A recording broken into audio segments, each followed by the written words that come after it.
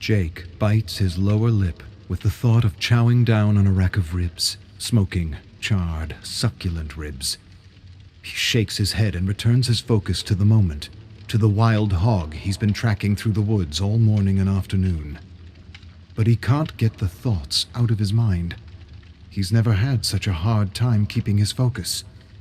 When he's not thinking about food, he's thinking about the past, about home, about the argument. Seems like it happened so long ago. The argument started on Friday, and by Monday morning, he was out on his own, exiled from the only life he knew, for disobedience. But it wasn't disobedience, not to Jake. To Jake, it was a need. No, it was more than a need. It was a longing, a profound longing to know where he came from and why his father never talked about him. But you didn't have to push him so hard, did you? I did. I had to. I had to because I had the right to know who he was. Don't you see? I have an emptiness inside me that no money or thing can fill. Yet, he never told me anything about him. He just distracted himself with the business and all the trappings of a superficial life and raising you, Jake. Raising his boys. Jake stares past trampled grass, and he hears his mother's voice resounding through his head. Jake, please. You are expecting a straight thing, and no straight thing has ever been made. Your father isn't perfect, and everything he's done is to give you a better life than he had. He has his reasons. And I have mine. Jake closes his eyes. He remembers leaving home without saying goodbye.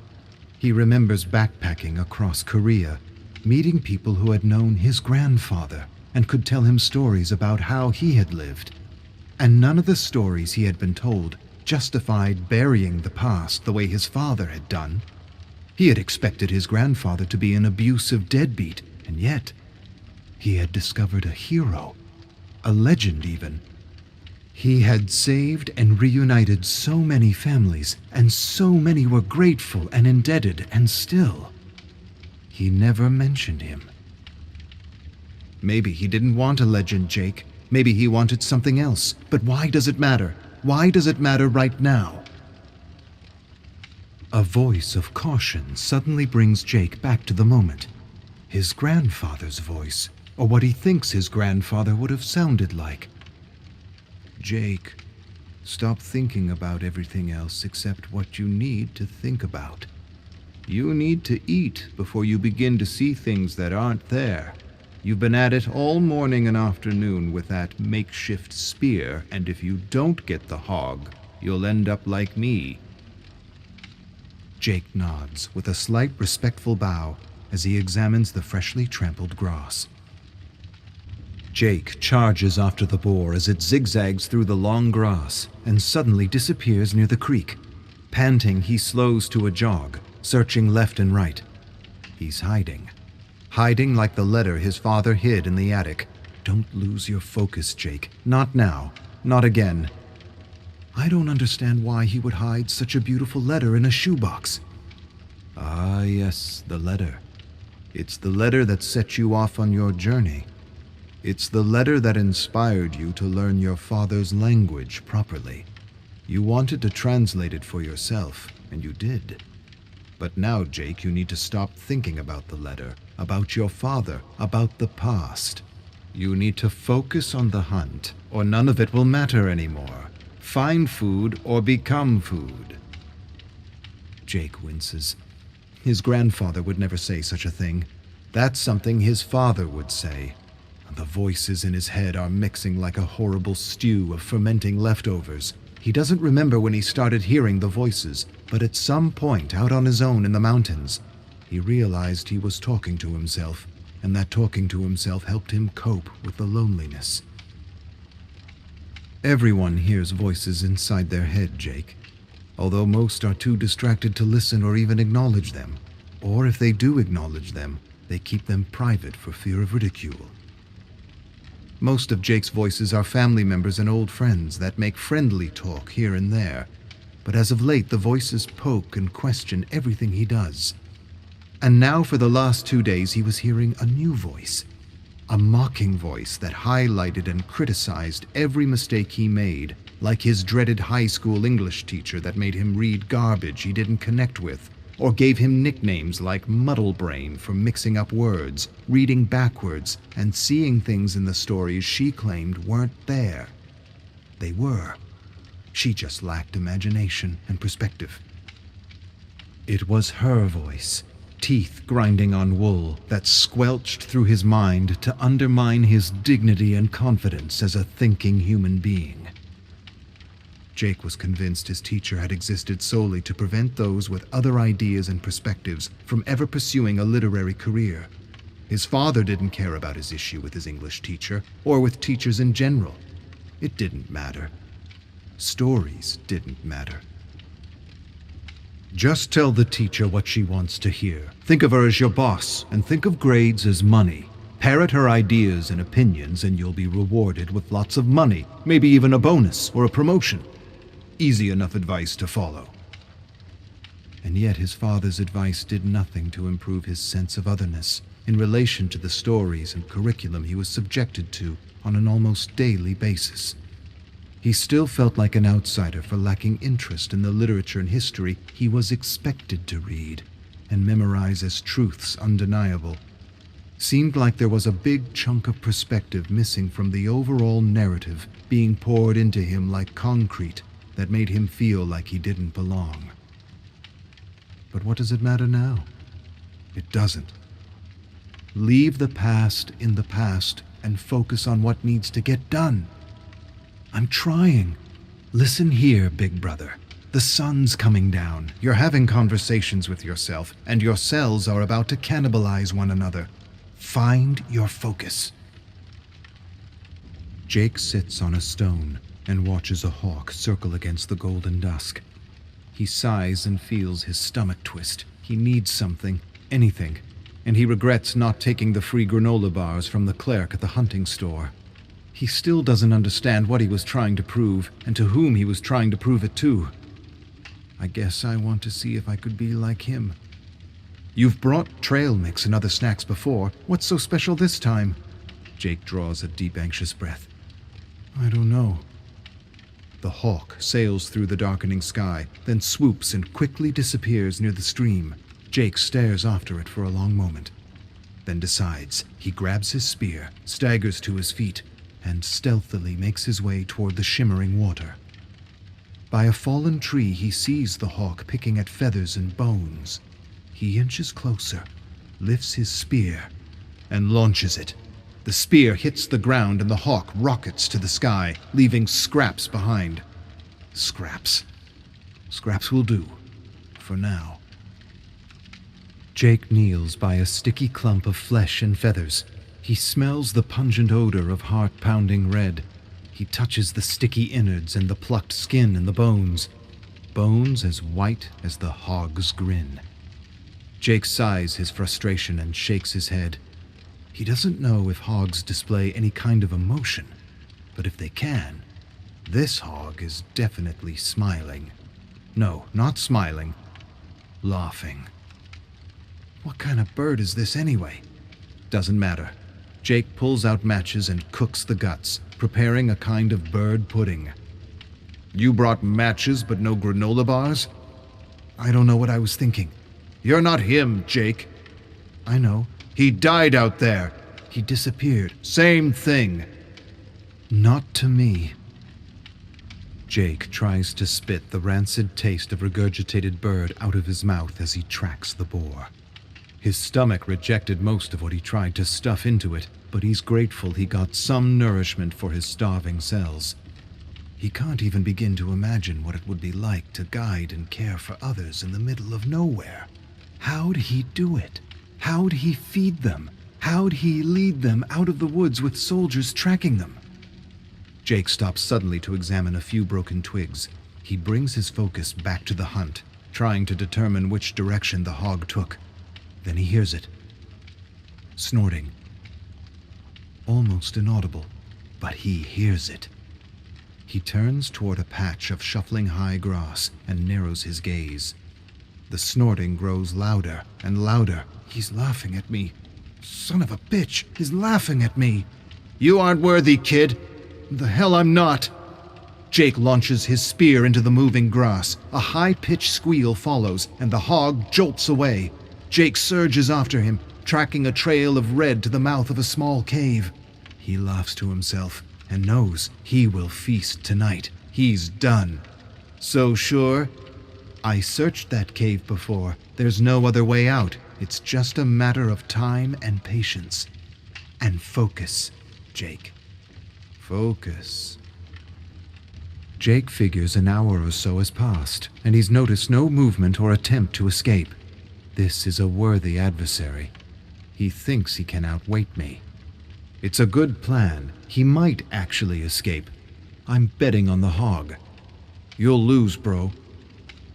Jake considers his options, then grabs a small shovel out of his rucksack and begins to dig a pit.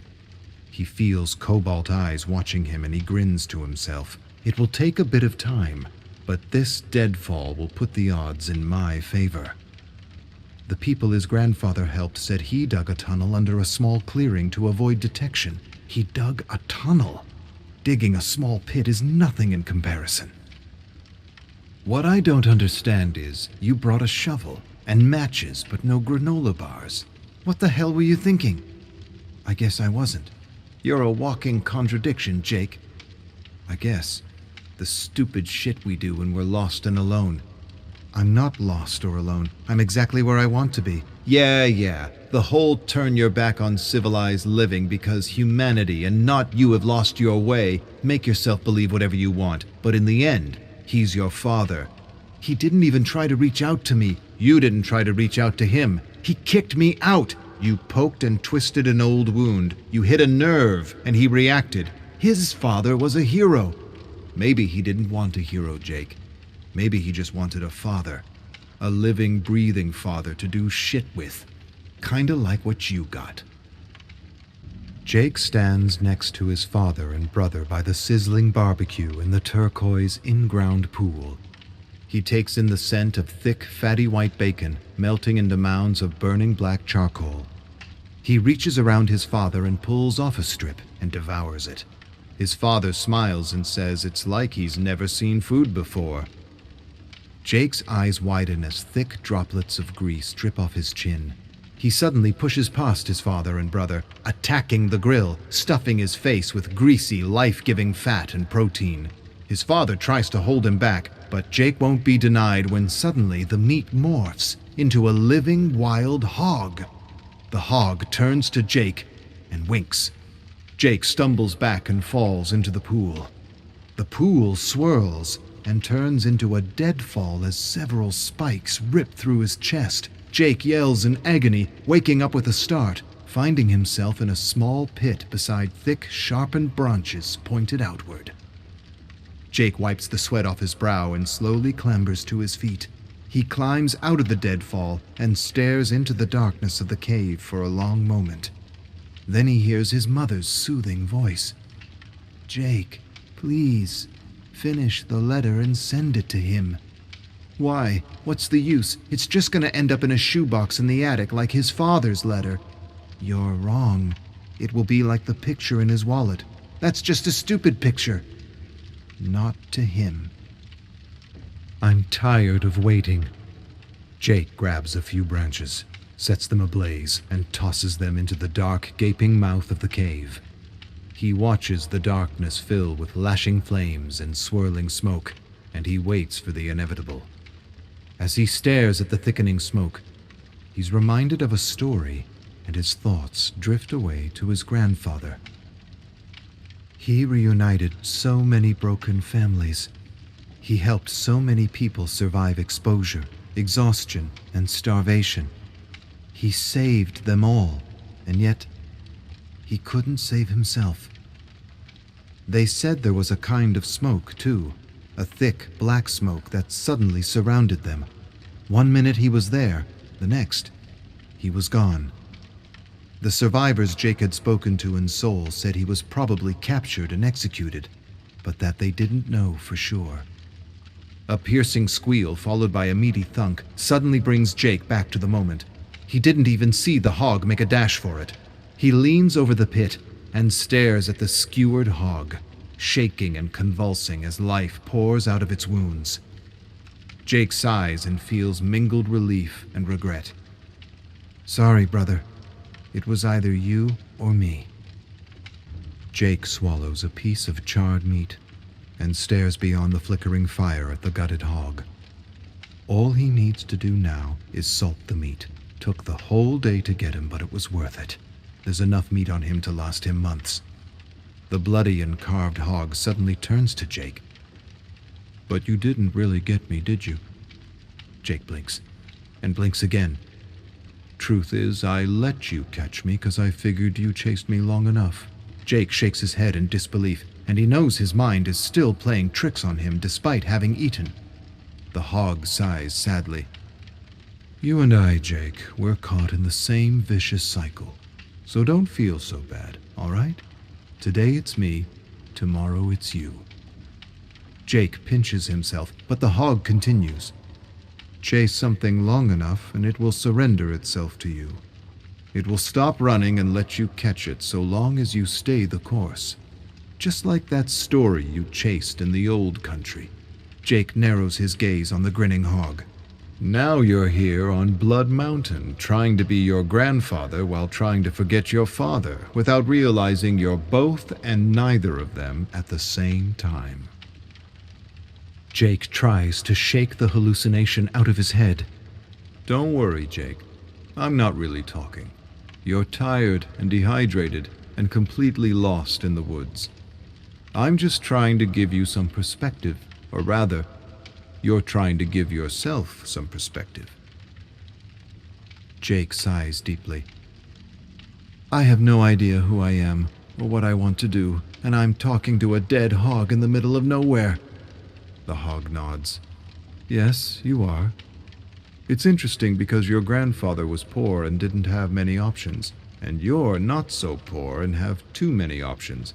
I'm not sure which is worse, the tyranny of too little or the tyranny of too much. Either way, a distracted life is a wasted life. It's good that you came out here to figure things out. And you know what else is good? If you let go. If you just let go. I have let go, and I'm still as lost as I ever was. The hog snorts. You haven't let go, Jake. You're still playing the old scripts over and over again like a broken record. But let's see. You like chasing stories, especially the hidden ones. You talk to yourself constantly, and you like being alone. Maybe you're a writer, Jake. Or maybe you're a historian. Jake laughs out loud. Are you kidding me? I hate history, and I failed every English class in high school because I thought the rules were stupid and the teachers were boring. You and every other writer that actually made a dent. English class doesn't make a writer, Jake. Fighting class and dancing class do. I don't even know what that means. It means you need guts and style, not grades and diplomas. It means you need courage and not the validation of some coward that doesn't know what it's like to lead someone on a dance floor or step into a ring. It means your country needs a lot more stories like yours because let's face it, Jake, if your story isn't in the main narrative, if you're just a footnote in a history book, you may as well not exist. You're not your grandfather, Jake. You're not your father either. And every generation has its challenge. Oppression, war, separation. Maybe the challenge of your generation is representation. You gotta get your stories out there, whether you're a writer, historian, filmmaker, or producer. Seems to me a lot of kids like you in the new country need to hear your story, or stories like yours, to know they aren't alone, to know they belong, and that they aren't outsiders in their own home.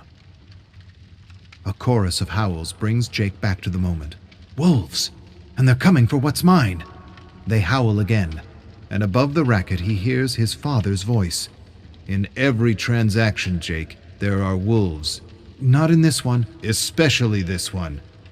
Jake ignores the voice in his head and tries to focus as he considers his next move carefully. Jake sits high in a tree with the hog dangling from a cord. He grips the cord tightly and hopes the branch he uses as support doesn't give way. Another howl rents the night, and the chirping insects go silent. The wolves are coming, and they want what's rightfully his. He's glad he ate, and he feels new life coursing through his veins. He feels his focus sharpening, and yet he still hears his mother. "You should have finished the letter when you had a chance. I'll finish it another time. If you get another time, Jake, I will. And what if you die here? What if you go missing? Your father will sell everything just to find you." "Yeah, right. All he cares about is his packaging empire." "You really don't know your father if that's what you think, or why he carries that picture with him everywhere he goes." Jake scoffs. The picture means nothing. Even the fortune teller didn't know what it meant. But it means something to him, Jake. It means the world to him. You point your finger at your father and accuse him of not understanding you. But did you ever try to understand him? Several wolves approach the tree and peer up at Jake with eyes that reflect the shining full moon. Jake tries to silence the voice and rein his focus on the threat at hand, but the voice of family, refuses to be silenced. "Let me tell you something about your father, Jake. If he could give all his money away for just one chance to meet his father, he would. And if you disappear because you were too pig-headed to let go, he'd drop everything just to find you. We all would. Let go, Jake, and the wolves will disappear." Wolves growl and lunge and rip pieces of flesh off the dangling carcass. Jake holds the cord tightly with one hand as he uses the other hand to attack the wolves with a branch. He's exhausted and doesn't know what to do. He feels like a tick, beaten and battered by the rain, broken, beaten, defeated, not by the hunt or the wolves, but the thoughts and emotions swarming in his head like a hive of anxious bees. The wolves circle the tree with cackles and growls that seem like laughter in the night. How the hell did I end up here? Up a tree fighting wolves in the middle of nowhere? And how the hell am I gonna get down? He hears his brother's voice break through the din below. The stupid shit we do when we're lost and alone, right, bro? Jake swallows a growing lump in his throat and admits the truth for the first time in years. "You've always seen right through me, little bro. God, I miss you, but you're right. I am lost and I am alone, and I have no idea who I am or what I want to do with my life. And that fortune teller was right. I didn't know what to choose, so I chose nothing." His mother's voice returns. "No, Jake, he was wrong. You did choose something." Jake draws a deep shuddering breath and closes his eyes, remembering his first birthday as his mother had described it so many times. He's dressed in his first red and blue hanbok, sitting on a white blanket with all kinds of objects spread before him. Pens, rice, paint, ink, brushes, money. His aunts, uncles, and cousins encourage him to choose something with exaggerated baby talk.